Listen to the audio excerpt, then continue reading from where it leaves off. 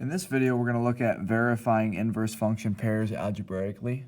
It says find the inverse of f of x equals negative 2x minus 1 from the answer choices below, checking whether f of g of x is equal to x.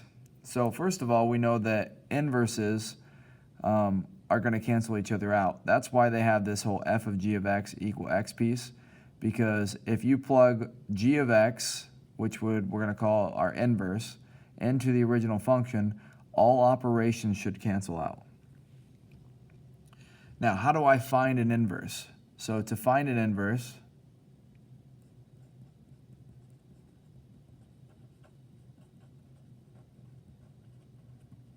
we're going to first switch x and y. Step 2, solve for y. Step 3, replace y with f inverse of x. And then I would say, just kind of in parentheses, make sure original function is 1-to-1.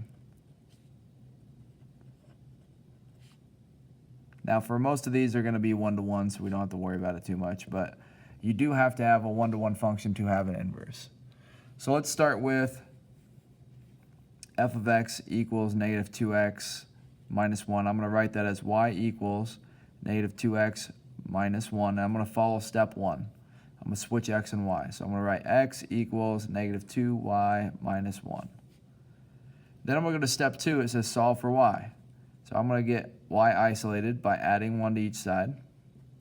So I get x plus 1 equals negative 2y. And then I'm going to divide by negative 2 on each side.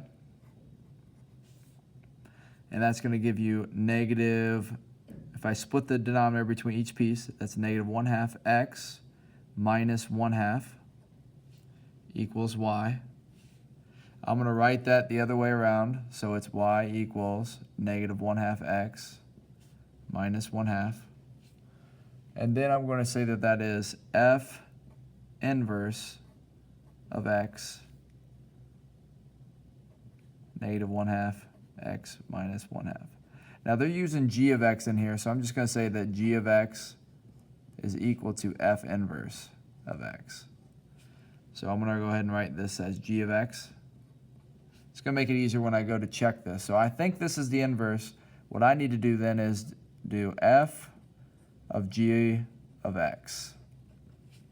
And if I end up with x, then I know that they're actually inverses because all the operations canceled out.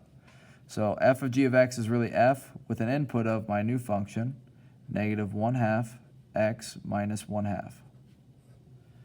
I'm inputting that into the f function, which is going to go in for the x value. So I end up with, just got to say equals here, negative 2, negative 1/2 x minus 1/2 minus 1. So you can see I have the f function here, negative 2. This was technically x minus 1. I'm going to distribute.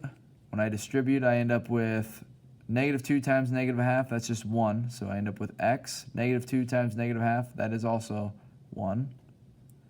Minus the 1 on the outside, and I end up with x. So all the operations canceled out. So I'm just going to kind of put a check mark there and circle that that is actually the inverse of my original equation.